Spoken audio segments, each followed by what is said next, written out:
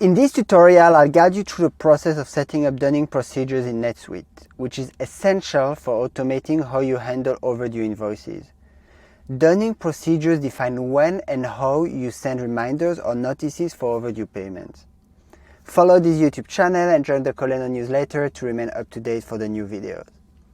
So let's set up a dunning procedure. I go here in Setup, Dunning, Dunning Procedure, and New.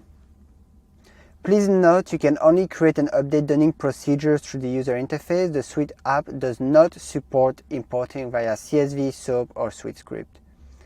Now let's fill in the following fields. My dunning procedure.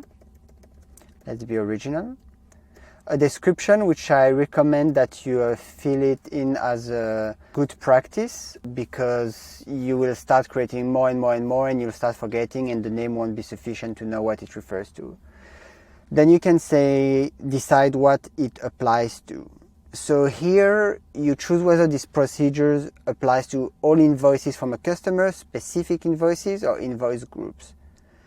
If you choose customer, you decide whether you want to allow overrides by invoice level procedures.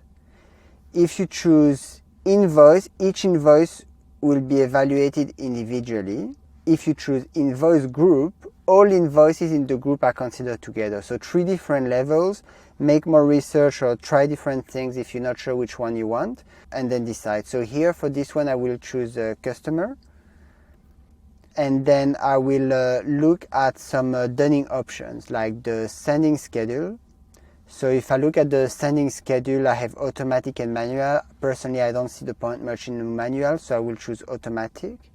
The minimum dunning interval. This is the minimum number of days between dunning letters for the same customers. If you want to bypass this limit, it's easy. You just check disable minimum dunning interval. I'm not going to do it here, but you can do it. The default dunning manager. This is typically the person who creates a procedure, but you can assign it to someone else. You can assign automatically to new records here. If you want this procedure to automatically apply to new invoices, customers, or invoice groups, you check this box. I personally like that. Based on the different criteria, it will do it automatically. But in some scenarios, you might want more control and you might do it manually. You can define the selection criteria. I'll just select the subsidiary for now because that's a mandatory field. But I will make videos later on more in details about the selection criteria.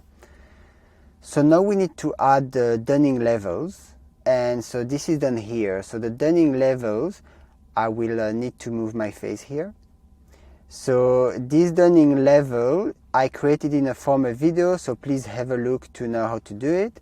And then you need to select a template. I also made a video. You see the habit of calling my first dunning template, and then I just add it. Here I need to select an option. I will select the first one for now. And that's it. So now we can save. So the dunning procedures will now be ready, and you can assign it to customers, invoices, or invoices group based on your criteria. After you've created the dunning procedure, remember to set its priority. This determines which dunning procedure takes precedence when multiples could apply.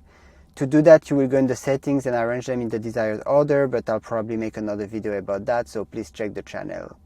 So that's it for now. Give a thumbs up to this video and see you in the next one. Bye bye.